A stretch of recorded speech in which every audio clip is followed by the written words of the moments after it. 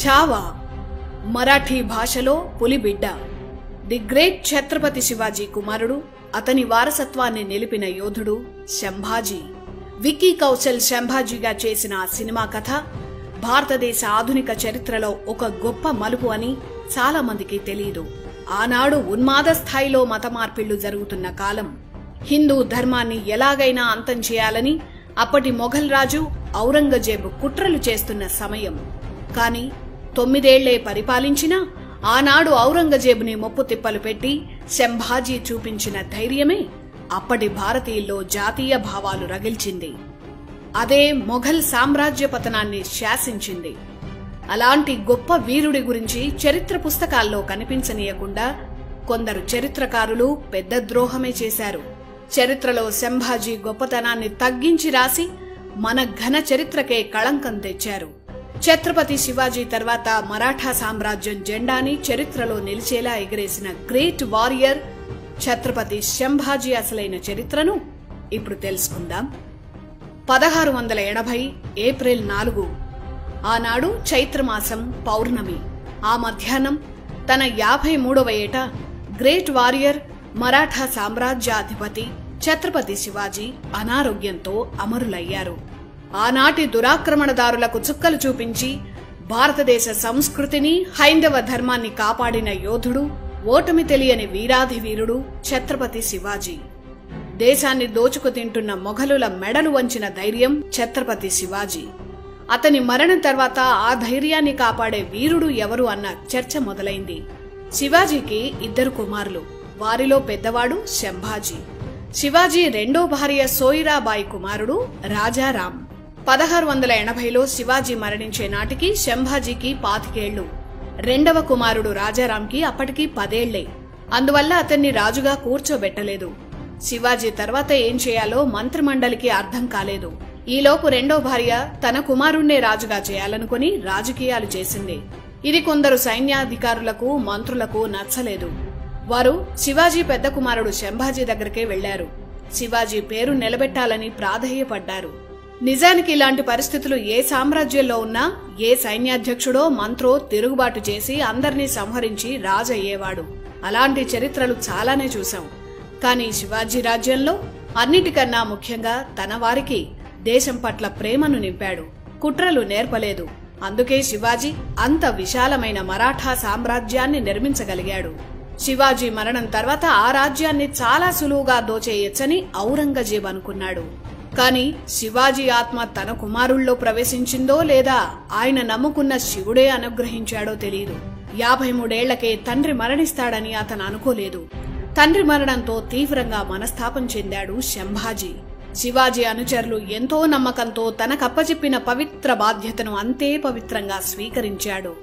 శత్రువులపై రుద్ర తాండవం చేశాడు. తండ్రి మరణం తర్వాత మంత్రులు, సైన్యాధ్యక్షులందర్నీ సమావేశపరిచాడు శంభాజీ. శివాజీ మరణించాడన్న వార్త తెలియగానే ఔరంగజేబ్ తన సైన్యాలను పనాల్హా కోట, దక్షిణ మరాఠా, దక్షిణ కొంకణ ప్రాంతాల వైపు పంపించాడు. కాని తన వైపు ఉన్న 5000 సైన్యంతో మెరుపు దాడి చేశాడు శంభాజీ. ఈ విషయం తెలిసి ఔరంగజేబుకి ఏమీ అర్థం కాలేదు. పులిపోతే పులిబిడ్డ వచ్చిందని అనుకున్నట్ట. మొదటి దాడికే అంత భయపడ్డాడు. ఔరంగజేబు ఆక్రమించాలనుకున్న ఆ కోటలను శంభాజీ వశపరుచుకున్నాడు. 5000 సైన్యంతో వెళ్లి 20,000 సైన్యంతో తిరిగి వచ్చి మరాఠా సింహాసనాన్ని అధిష్ఠించాడు. ఛత్రపతి శివాజీ తర్వాత ఛత్రపతి శంభాజీ తండ్రి పేరు నిలబెట్టాడు. అయితే శంభాజీ సవతి తల్లి అయిన సోయిరాబాయి తన కుమారుడైన రాజారాంని రాజును చేద్దామనుకుంది. కాని శంభాజీ చక్రవర్తి అయ్యాడు. సోయిరాబాయిని కన్న తల్లి కన్నా ఎక్కువగా చూశాడు శంభాజీ. తన కుమారుణ్ణే ఎలాగైనా రాజును చేయాలన్న స్వార్థంతో శంభాజీకి సోయిరాబాయి విషం పెట్టింది. ఆ కుట్ర నుంచి శంభాజీ తప్పించుకున్నాడు. అయినా శంభాజీ ఆమెను క్షమించాడు. అప్పుడు పశ్చాత్తాపంతో ఆమె ఆత్మహత్య చేసుకుంది. ఆ తర్వాత ఆమె కుమారుడు, సవతి సోదరుడు అయిన రాజారాంని శంభాజీ చాలా ప్రేమతో చూశాడు. ఎంతలా అంటే శంభాజీ తర్వాత అతని ఛత్రపతి అయ్యాడు. మరాఠా చరిత్రలోనే కాదు, భారత ఆధునిక చరిత్రలోనే Sambhaji time great mile stone. ఎందుకంటే శివాజీ భారతీయ ఆత్మను కాపాడాడు. శంభాజీ తన త్యాగాలతో ప్రతి గడపలోనూ జాతీయ భావాలను నిద్రలేపాడు. 1857 స్వతంత్ర పోరాటాన్ని చరిత్రకారులు తక్కువ చేసి ఎలాగైతే చూపించారో అలాగే దురాక్రమణదారులపై సంభాజీ చేసిన పోరాట చరిత్రపై కూడా మన హిస్టోరియన్లు అదే ఫార్ములా ప్రయోగించి తక్కువ చేసి చూపించారు. శివాజీ షేర్ అయితే సంభాజీ ఛావా అంటే పులిబిడ్డ అని అర్థం. అప్పట్లో మరాఠాలు సంభాజీని ఛావా అని పిలిచేవారు. సంభాజీ బతికున్న నాళ్లు అతని నీడను కూడా తాకలేకపోయాడు ఔరంగజేబ్. అతని పేరు వింటేనే మొఘల్ సైన్యం వణికిపోయేది. 1681 నుంచి ఔరంగజేబు మరాఠా రాజ్యమైన దక్కన్పై దాడి చేస్తూనే ఉన్నాడు. చివరికి మరాఠాలను గెలవాలన్న కల కలగానే మిగిలి ఆ మనస్తాపంతోనే ఔరంగజేబు చనిపోయాడు. సంభాజీ బతికున్న నాళ్లు యుద్ధంలోనే ఉన్నాడు. ఔరంగజేబ్తో యుద్ధమే 4 ఏళ్లు జరిగింది. అన్నాళ్లు యుద్ధం చేసినా ఔరంగజేబ్ సంభాజీ నీడను కూడా తాకలేకపోయాడు.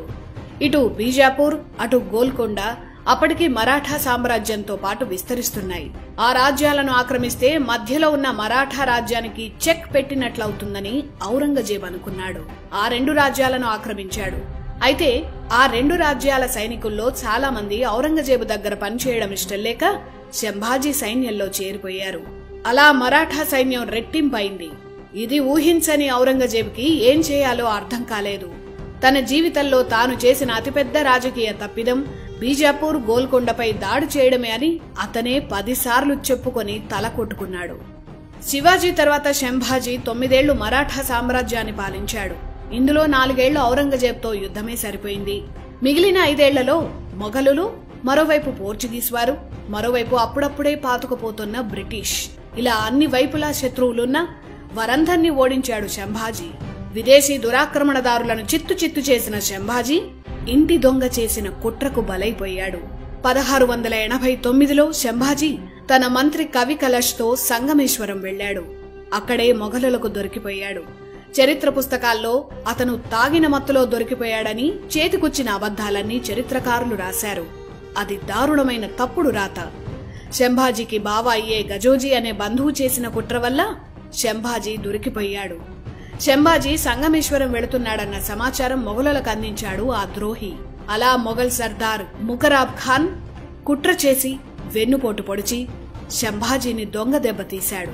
9 ఏళ్ల పాటు 5 లక్షల మంది సైనిక బలం ఉన్న ఔరంగజేబు సంభాజీ నీడను కూడా తాకలేకపోయాడు. కానీ ఒక నమ్మక ద్రోహి చేసిన కుట్ర వల్ల ఛత్రపతి సంభాజీ దొరికిపోయాడు. సంభాజీకి మొఘలులు చేసిన అవమానం, హింస తెలుసుకుంటే రక్తం మరుగుతుంది. మొఘలులు ఎంత మతోన్మాదులో, ఔరంగజేబు ఎంత దుర్మార్గుడో అర్థమవుతుంది. ఈ హింస గురించి ఆనాటి చరిత్రకారులే రాశారు. సంభాజీ దొరికిపోయాక ఒంటెలకు కట్టి అతన్ని ఈడ్చుకెళ్లారు. ఆ అవమానాన్ని దగ్గరుండి జరిపించేందుకు ఔరంగజేబు బహదూర్గఢ్కి వెళ్లాడు. ద్రోహం చేసి పట్టుకున్న సంభాజీపై తన ప్రతాపం చూపించాడు. తన కోటలన్నీ అప్పగించి మతం మారితే క్షమిస్తానని సంభాజీని హింసించాడు. 40 రోజుల పాటు జైల్లో పెట్టి ప్రతిరోజు చిత్రహింసలు పెట్టారు. ప్రాణం పోయినా తన ధర్మాన్ని వీడేదే లేదని, ఏం చేసుకుంటావో చేసుకో అని ఔరంగజేబ్కి సవాలు విసిరిన అసలు సిసలైన భారతీయ వీరుడు సంభాజీ. అతని తోలు మొత్తం రోజురోజు కొంచెం కొంచెంగా వలిచేసేవారు. వారి ఉన్మాద చేష్టలన్నీ సంభాజీపై ప్రయోగించారు. అతన్ని పరిగెత్తించి దొరికిన ఆయుధంతో అతన్ని మొఘల్ సైన్యం హింసించేది. ఒళ్లంతా రక్తంతో తడిసినా సంభాజీ మతం మారడానికి అంగీకరించలేదు. పైగా అతను ఎప్పుడూ హరహర మహాదేవ్ అంటూ పాడేవాడు. శివుణ్ణి ప్రార్థిస్తున్న ఆ నాలుకను ఔరంగజేబ్ కోయించేశాడు. ఇప్పటికైనా మతం మారితే వదిలేస్తా అన్నాడు ఔరంగజేబు. అప్పుడు ఒక కాగితం కలం తెప్పించుకున్నాడు సంభాజీ. నేను మతం మారను, నా ధర్మాన్ని వీడను, నీకు చేతనైంది చేసుకో అని రాసి ఔరంగజేబ్కిచ్చి చదువొస్తే చదువుకో అన్నాడు. అంత ఆత్మబలం ఉన్నవాడు సంభాజీ. అది చూసి ఔరంగజేబు రెచ్చిపోయాడు. ఆ రాత్రి సంభాజీ కళ్లు పీకేశారు. 1689 మార్చి 11న సంభాజీ శరీర భాగాలను ఒక్కొక్కటిగా నరికి క్రూరంగా చంపారు. అతని తలను వేరు చేసి తమ శత్రు రాజ్యాల్లో ప్రదర్శించారు. కానీ అదే మొఘలుల పాలనకు అంతిమ ఘట్టమవుతుందని ఆనాడు ఔరంగజేబు ఊహించలేకపోయాడు. ఛత్రపతి శివాజీ తన వీరత్వంతో, ధర్మంతో ప్రజలను కలిపాడు. ఛత్రపతి సంభాజీ తన ధర్మం కోసం చేసిన అనితర సాధ్యమైన త్యాగం మరాఠా సామ్రాజ్యాన్ని కదిలించింది. కళ్ళు పీకినా, శరీరాన్ని ముక్కలు ముక్కలు చేసినా ధర్మం వీడని శంభాజీ ఆత్మబలమే ఆదర్శంగా మరాఠాలు కదిలారు. ఆ ఆత్మబలమే మొఘలుల పాలనకు గోరీ కట్టింది. ఔరంగజేబు తర్వాత మొఘల్ పాలన నామమాత్రంగా మిగిలింది. ఇలాంటి యోధుడి గురించి చరిత్ర పుస్తకాల్లో లేకపోవడం మన దౌర్భాగ్యం. శంభాజీ మరణం తర్వాత మరాఠా రాజ్యంలో ప్రతి పౌరుడి రక్తం ఉడికింది. అందరూ పోరాటానికి సిద్ధమయ్యారు. ఛత్రపతి శివాజీ తర్వాత మొఘల్ సామ్రాజ్యం నుంచి మరాఠా రాజ్యాన్ని, భారతీయ సంస్కృతిని, స్వధర్మాన్ని కాపాడిన యోధుడు ఛత్రపతి శంభాజీ. దేశం కోసం శంభాజీ చూపిన ధైర్యం, చేసిన త్యాగం, ఇవే కదా రేపటి తరం తెలుసుకోవాల్సిన అసలు చరిత్ర.